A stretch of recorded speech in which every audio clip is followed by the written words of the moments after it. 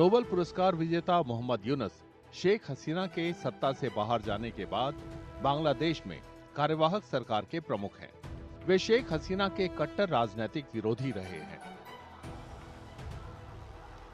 सरकार का विरोध कर रहे छात्र, सेना और नागरिक संगठनों के सदस्य भी चाहते थे कि बांग्लादेश में चुनाव होने तक स्थिरता लाने के लिए मोहम्मद यूनुस को अंतरिम सरकार का प्रमुख बनाया जाए।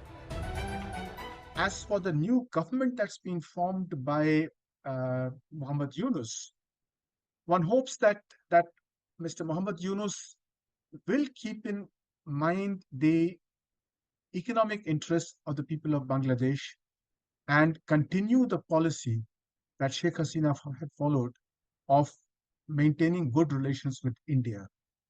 Things like transit, transport links, rail links, shipping links, all these had been started by Sheikh Hasina. There was a large community of Indian. Chattogram में 1940 में जन्मे मोहम्मद यूनुस ने 1983 में ग्रामीण बैंक का गठन किया था।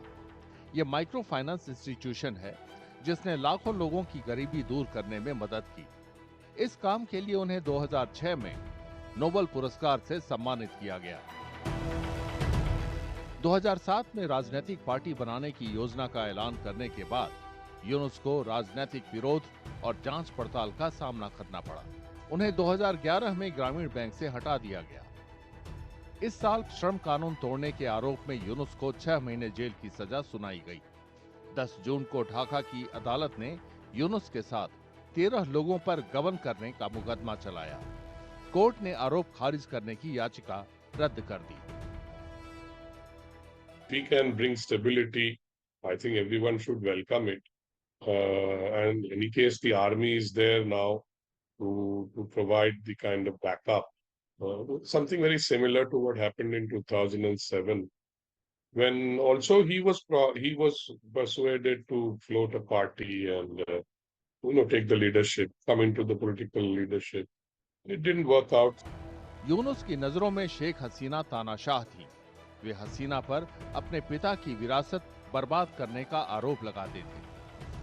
यूनुस ने हसीना के इस्तीफे को बांग्लादेश का दूसरा मुक्ति दिवस बताया है।